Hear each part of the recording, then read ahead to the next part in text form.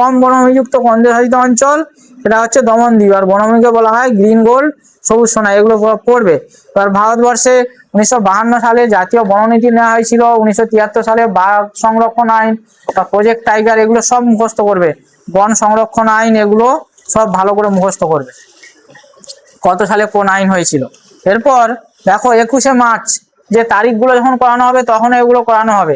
21শে March হচ্ছে বিশ্ব অরণ্য দিবস, ওয়ার্ল্ড তাহলে ফরেস্ট্রি ডে, আর 5ই জুন বিশ্ব পরিবেশ দিবস, এটা সবাই জানো। আর 14 থেকে 21শে জুন অরণ্য সপ্তাহ, প্রত্যেক বছর 14 থেকে 21শে জুনকে অরণ্য সপ্তাহ হিসেবে পালন করা হয়। প্রথমে ভারতে প্রথম পালন করেন ডক্টর কানাইলাল মানিকলাল, ঠিক আছে, ও মুন্সি। আচ্ছা, ভারতের এই যে প্রাকৃতিক উদ্ভিদের শ্রেণীবিভাগ, ভারতের প্রাকৃতিক উদ্ভিদের শ্রেণীবিভাগ নিয়ে আর বেশি করছি না, তোমাদের যে যে জায়গাগুলো একটু বেশি করে পড়তে বলছি সেগুলো একটু দেখে নাও। যে ভারতের ওই প্রাকৃতিক উদ্ভিদের শ্রেণীবিভাগে কি আছে না, কয়েকটা ক্রান্তীয় চিরহরিৎ অরণ্য আছে, ক্রান্তীয় পর্ণমোচী অরণ্য আছে, তাহলে মরু উদ্ভিদ আছে, তারপরে পার্বত্য উদ্ভিদ আছে, ম্যানগ্রোভ উদ্ভিদ আছে। আর এই 5টা মেন উদ্ভিদ সম্পর্কে আলোচনা করা হয়েছে। এবারে এই যে ক্রান্তীয় চিরহরিৎ অরণ্য আর ক্রান্তীয় পর্ণমোচী অরণ্য, আর ক্রান্তীয় চিরহরিৎ, এগুলো থেকে কোশ্চেন কি আসে, এগুলো থেকে কোশ্চেন আসে কোনটা কি উদ্ভিদ, বোঝা গেছে কি, কোনটা কি উদ্ভিদ। নামগুলো তোমাকে দেবে যে এই এ গাছ, এখানে সবচেয়ে ভালো যদি দিই কাঁটা জাতীয় গাছ, ঠিক আছে, কোন উদ্ভিদের অন্তর্গত, কাঁটা জাতীয় গাছ কোন উদ্ভিদের, বাবলা খেজুর দিয়ে দেবে এটা কোন উদ্ভিদ, ক্রান্তীয় পর্ণমোচী উদ্ভিদ, ক্রান্তীয় তোমার চিরহরিৎ অরণ্য, তারপর পার্বত্য উদ্ভিদ না মরু অঞ্চলের উদ্ভিদ, বোঝা গেছে না, এই অঞ্চলের উদ্ভিদ, 4টে এ দিয়ে দেবে। তারপরে দেবে বাঁশ বা গর্জন, ঠিক আছে, এই যে গর্জন আর জাম এগুলো কি জাতীয় উদ্ভিদ, বা দেবে তোমার হচ্ছে আর এই যে পার্বত্য উদ্ভিদ যেগুলো আছে, এই তোমার ওক, পাইন, ফার, এগুলো কি উদ্ভিদ। আচ্ছা, আরো সর্ববর্গীয় উদ্ভিদের শ্রেণীবিভাগ গুলো আছে, ওগুলো আমি তোমাদের বই থেকে কিছু পাঠাবো, সেগুলো আরেকটু ডিটেলসে পড়বে। আর হচ্ছে ওই যে এ উদ্ভিদ কি বলে, সুন্দরী, গরান, গেওয়া, এগুলো কি ধরনের উদ্ভিদ, বোঝা গেছে। সবচেয়ে বেশি মানে এখান থেকে প্রশ্ন আসে কোনটা কি উদ্ভিদ, এটার সঙ্গে মানে কোন অঞ্চলে কি হয় তার সঙ্গে সঙ্গে উদ্ভিদটা ভালো করে পড়ে রাখবে। দেখো ক্রান্তীয় চিরহরিৎ অরণ্য কোথায় কোথায় হচ্ছে, ক্রান্তীয় চিরহরিৎ মানে কি, যে গাছগুলো সারা বছর সবুজ থাকে, যেগুলোর পাতা ঝরে যায় না, চিরহরিৎ মানে সারা বছর পাতা থাকে, আর সেগুলো হচ্ছে ক্রান্তীয় অঞ্চলে যেগুলো সারা বছর পাতা থাকে সেগুলো ক্রান্তীয় চিরহরিৎ। সেগুলো কি কি না, সেগুলো হচ্ছে চাপ, তোমার বাঁশ, চাপলাস, গর্জন, জাম, এগুলো। এবার ক্রান্তীয় পর্ণমোচী মানে কি, যেগুলো বছরের একটা সময় পাতা ঝরে যায়, বোঝা গেছে। এবার পর্ণমোচী কে দুভাগে ভাগ করা যায়, একটা হচ্ছে আর্দ্র পর্ণমোচী আর একটা হচ্ছে শুষ্ক পর্ণমোচী। ভারতবর্ষে এই আর্দ্র পর্ণমোচী উদ্ভিদ হচ্ছে সবচেয়ে বেশি আছে, বোঝা গেছে। এরপর মরু উদ্ভিদ কোথায় কোথায় দেখা যায়, পার্বত্য উদ্ভিদ কোথায় কোথায় দেখা যায়। আচ্ছা, পার্বত্য উদ্ভিদের এবার ঢাল অনুযায়ী একে বিভিন্ন ভাগে ভাগ করা যায়। এবার ঢাল অনুযায়ী 1000 মিটার পর্যন্ত একটা উদ্ভিদ, কিছু উদ্ভিদ দেখা যায়, 1000 থেকে 2000 মিটার পর্যন্ত কিছু উদ্ভিদ দেখা যায়, আর 2000 মানে উচ্চতার পার্থক্য অনুযায়ী উদ্ভিদগুলোর তাহলে পার্থক্য দেখা যায়। এগুলো পড়বে, কেউ যদি পাহাড়ি অঞ্চলে যাও দেখবে ধীরে ধীরে যত পাহাড়ের উপরে উঠবে উদ্ভিদের বৈচিত্র্য তত তাহলে আলাদা হবে, বুঝতে পেরেছো, বিভিন্ন উচ্চতায় বিভিন্ন রকম উদ্ভিদ। আর একটা হচ্ছে ম্যানগ্রোভ অরণ্য, সবাই জানো আমাদের সুন্দরবনের লবণাক্ত, তাহলে লবণ জলে যে উদ্ভিদগুলো বেড়ে ওঠে তাই সেগুলোকে বলা হয়, শুধু সুন্দরবনের নয়, প্রত্যেক সমুদ্র উপকূলে লবণাক্ত জলে যে উদ্ভিদগুলো বেড়ে ওঠে সেগুলোকে বলা হয় ম্যানগ্রোভ অরণ্য।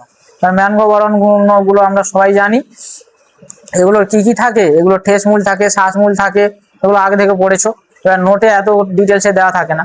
এবারে ভারতের এই যে জাতীয় অরণ্য আর অভয়ারণ্য আর বায়োস্ফিয়ার রিজার্ভ, এবারে এইগুলো সব সময় চেঞ্জ হয়। ঠিক পরীক্ষার আগে তোমাকে এর যে এই জাতীয় উদ্যান 103টি আছে, অভয়ারণ্য 543টি আছে, ঠিক আছে, এগুলো কিন্তু চেঞ্জ হবে এবং পরীক্ষার আগে সেগুলো নেট থেকে জেনে যেতে হবে। এগুলো সব প্রায় পরীক্ষায়, বিশেষ করে রেলের পরীক্ষায় এইগুলো একটু বেশি দেয়। আচ্ছা, সবচেয়ে বেশি অভয়ারণ্য কোথায় আছে, আমাদের আন্দামান ও নিকোবর দ্বীপপুঞ্জে।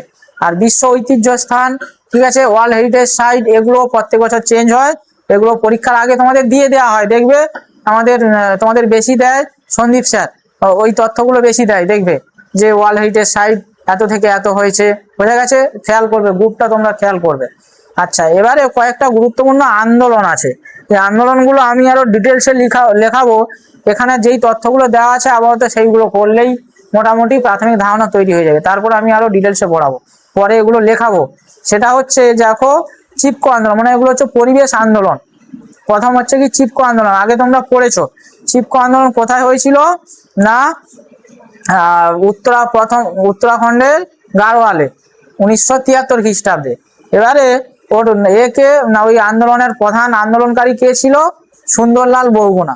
ঠিক আছে, এই আন্দোলন কোথায় হয়েছিল, কত সালে হয়েছিল, আর এর প্রধান আন্দোলনকারী মানে যে বিখ্যাত আন্দোলনকারীর নাম, মানে যার নেতৃত্বে হয়েছিল তার নামগুলো অবশ্যই।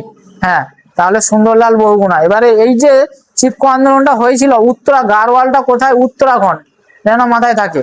এবারে উত্তরাখণ্ড যখন প্রথম হয়েছিল 1973 সালে, তখন কিন্তু ওটা উত্তরপ্রদেশের মধ্যে ছিল। তারপরে ওটা যখন উত্তরাখণ্ড ভাগ হয়ে যায় তখন ওটা উত্তরাখণ্ডের মধ্যে পড়ে যায়, ওই জন্য ওটা বর্তমানে উত্তরাখণ্ড। তারপর সাইলেন্ট ভ্যালি আন্দোলন, সাইলেন্ট ভ্যালিটা কোথায় না কেরলের সাইলেন্ট ভ্যালি। ঠিক আছে, কত সালে হয়েছিল? 1978। আচ্ছা, তারপর ডুংরি বাঁচাওটা দেখে রাখবে। তবে নর্মদা বাঁচাও আন্দোলন এরপর খুব গুরুত্বপূর্ণ, 1985। কার নেতৃত্ব হয়েছিল? বাবা আমতে আর মেধা পাটেকর।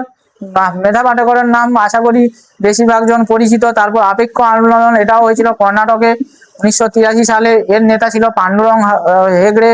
আর তেহরি বাঁধ আন্দোলন মানে আমাদের উত্তরাখণ্ডে, তাহলে কোন নদীর ওপর তেহরি?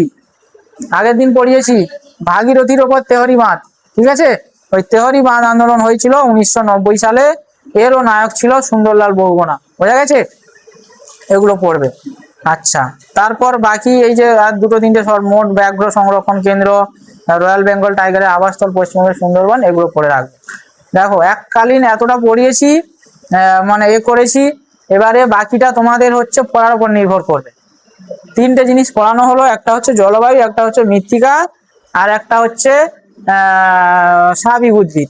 এগুলো থেকে এগুলো বোঝানোর, জলবায়ুটা বোঝানোর জায়গা আছে মোটামুটি। বাকিগুলো হচ্ছে তোমাদের পড়ার উপর নির্ভর করবে যে তোমরা কতটা তথ্য তৈরি করতে পারবে। আর শুধু এগুলো নোট দিয়ে করবে না, ভালো হবে না। বই ফলো করবে একটু, 9-10 বই, বা আমাকে বললে আমিও পাঠিয়ে দেবো বই করে। আমি তো প্রায় দিন তোমাদের নোটের সঙ্গে পিডিএফ এমনি বই থেকে পাঠিয়ে দিই। এবারে তোমরা সেটা ফলো করো কিনা জানি না, তবে এগুলো একটু বই ফলো করে বেশি করে তথ্য মুখস্থ করবে বা বেশি করে তথ্য করবে, নইলে কিন্তু শুধু নোটে ভালো হয় না, বুঝলে। বই 9-10 বই তো মোটামুটি খুঁজলে পাওয়ার অসুবিধা নেই। এই বইগুলো একটু করে একটু ডিটেলসে পড়ার চেষ্টা করবে। আচ্ছা, গতদিন আমি যেগুলো তোমাদের আরো দিয়েছিলাম যে কোন নদী, কটা বাজে গো, কোন নদী বাঁধ, ঠিক আছে, বা কোন বাঁধগুলো কোন নদীর ওপর গড়ে উঠেছে, এগুলো পড়েছো তো সবাই? মুখস্থ দিয়েছিলাম, পড়েছো? বলো, হীরাকুদ বাঁধ কোন নদীর ওপর উঠেছে?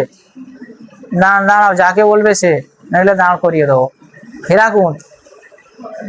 একদম পড়াশোনা করছে না, এবারে দাঁড় করিয়ে দেবো, দাঁড়াও তোমাকে। পড়াশোনা একদম হচ্ছে না কিন্তু, ঠিক আছে, ভালো করে পড়ে আসবে। তুমি কেন পড়ছো না, কেন পড়ছো না কেন বলো? জ্যোতি সামন্ত কে আছো বলো? হীরাকুদ বাঁধ কোন নদীর ওপর গড়ে উঠেছে?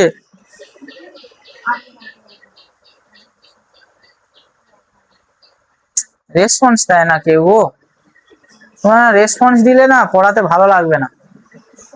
বলো, তুমি বলো। হীরাকুদ, সহজ। হ্যাঁ, হীরাকুদ। কি তোমার নাম কি? শুনতে পাচ্ছি না। আচ্ছা, তুমি বলো। হীরাকুদ বাঁধ কোন নদীর ওপর গড়ে উঠেছে? ভাগীরথী। কি তোমার নাম কি? সব অবজেকশন করবো, পরের দিন বলে দিলাম। তোমার? হ্যাঁ বলো, বলো, আনসার বলো। তুমি, তোমার নাম কি? সব অবজেকশন যাবে। তুমি পড়ছো, একদম পড়নি বলছো। আসনি কতদিন? তাহলে পড়নি, অবজেকশন করবো আমি। ঠিক আছে, এটা যেন মাথায় থাকে, পরের দিন সব পড়ে আসবে, বাবলু পড়ে আসবে, আমি কিন্তু অবজেকশন করব। বোঝা গেছে? এ তো হীরাকুদ মহানদীর ওপর, ভারতের দীর্ঘতম বাঁধ। হুম, গতদিন সব ভালো করে বলেছি। আগের আগের দিনের নোট এনেছো? নোটটা এনেছো আগের দিনের? আচ্ছা, আরনি। আচ্ছা, আর কোন শহর কোন নদীর তীরে গড়ে উঠেছে ওটাও তো দিয়েছিলাম। কোন শহর কোন নদীর তীরে গড়ে উঠেছে বলো তো? ক্যানিং শহর কোন নদীর তীরে গড়ে উঠেছে? ক্যানিং, সুন্দরবন কি নদী? ক্যানিং শহর কোন নদীর ওপর গড়ে উঠেছে? ক্যানিং শহর বলছি না, ক্যানিং কোন নদীর ওপর গড়ে উঠেছে? ব্যাস, সাধারণ জিনিস। মাতলা। বলো তুমি, বলো কলকাতা কোন নদীর উপর গড়ে উঠেছে? কলকাতা, হুগলি। গঙ্গা বললে, হ্যাঁ, শুধু গঙ্গা বললে হবে না, গঙ্গা অবশ্যই, গঙ্গার শাখা হুগলি। ঠিক আছে। আচ্ছা, হাওড়া, হুগলি। আচ্ছা, দিল্লি, যমুনা। আচ্ছা, শ্রীনগর, শ্রীনগর বিতস্তা বা ছিলাম। ঠিক আছে, ভালো করে পড়ো, এগুলো মুখস্থ করো, পড়তে এসছো, পড়ো ভালো করে। আচ্ছা, এরপর দেখো, আমি আর একটা আজকে কি করাবো ভেবেছিলাম। কটা পর্যন্ত ক্লাস? 2:15 পর্যন্ত তো। আচ্ছা ঠিক আছে, সে ঠিক আছে, 2:05 ট্রেনে অসুবিধে নেই, কিন্তু সেটা ধরো, কিন্তু পড়ো ভালো করে, ট্রেন ধরো, কোনো সমস্যা নেই, কিন্তু পড়ো। আচ্ছা, লেখো তো ভারত তথা কয়েকটা সংগঠন সম্পর্কে লেখো। ভারত তথা পৃথিবীর গুরুত্বপূর্ণ কয়েকটা সংগঠন সম্পর্কে লেখো। ভূগোলে কিছু জিনিস লেখাবো এবার, মাথায় থাকে, ভালো করে এক জায়গায় লিখে রাখবে। লেখো, ভারত তথা পৃথিবীর কয়েকটি গুরুত্বপূর্ণ সংগঠন।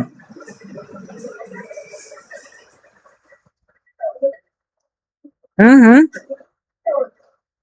ওই তো, ভারত তথা পৃথিবীর কয়েকটি গুরুত্বপূর্ণ সংগঠন। ভারত তথা পৃথিবীর কয়েকটি গুরুত্বপূর্ণ সংগঠন।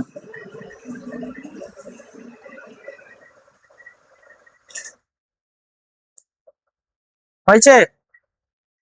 লেখো, সার্ক, SAARC, সার্ক, আগে সবাই পড়ে, দন্ত সহকার কয় রেপ।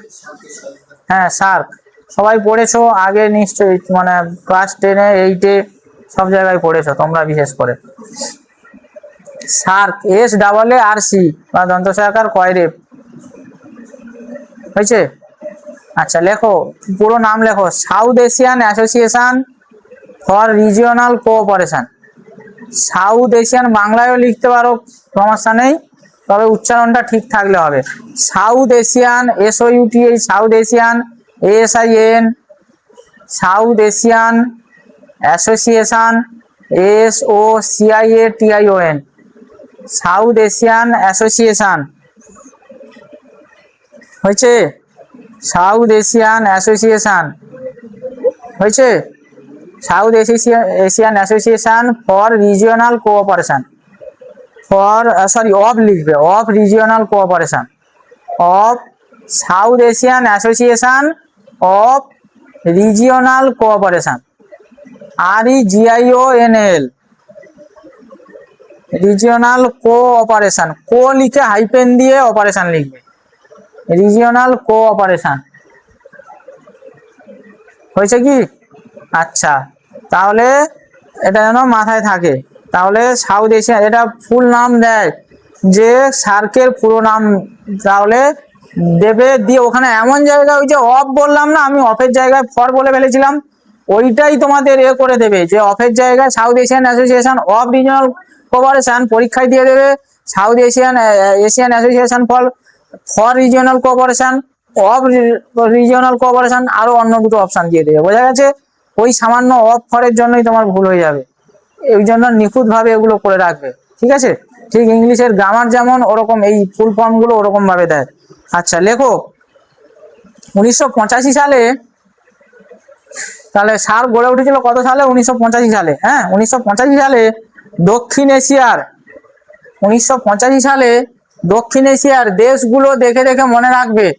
দেখো দক্ষিণ এশিয়ার কোন কোন দেশগুলো ছিল না, আমাদের ভারত তো থাকবেই জানো, ভারত, পাকিস্তান, আফগানিস্তান।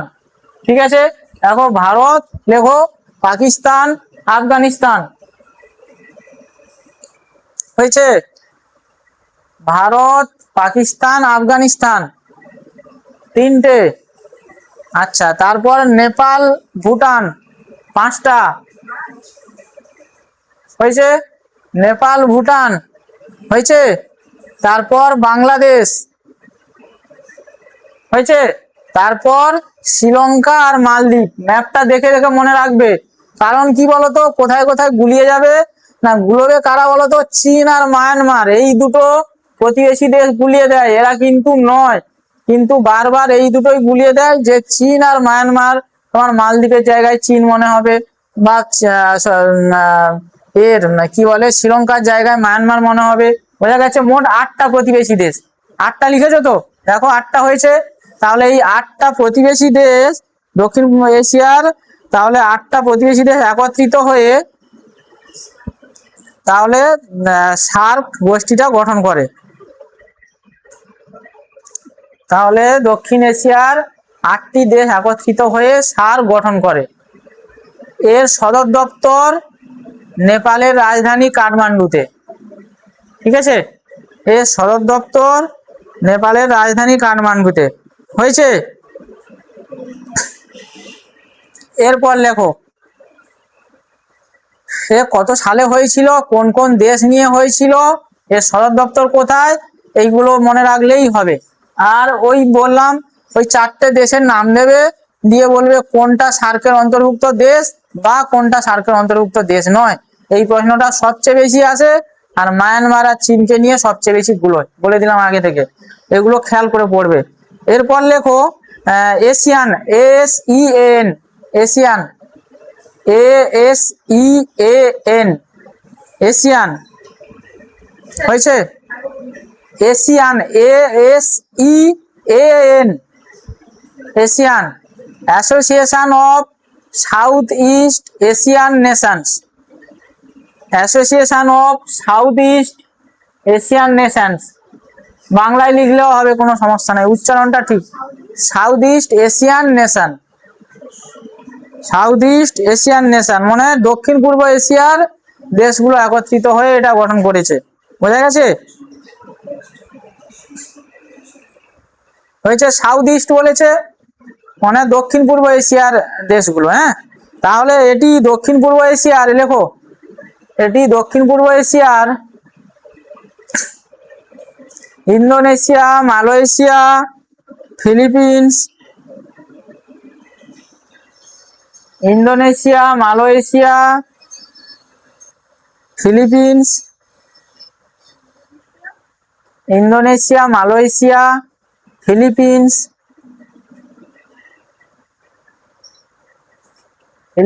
সিঙ্গাপুর ও থাইল্যান্ডকে নিয়ে তাহলে গঠিত একটি আঞ্চলিক সংস্থা। ফিলিপিন্স, সিঙ্গাপুর ও থাইল্যান্ড,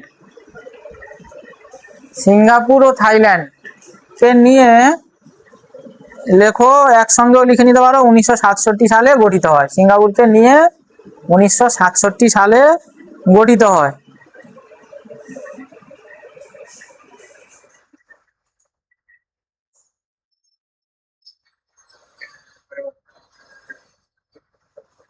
হয়েছে?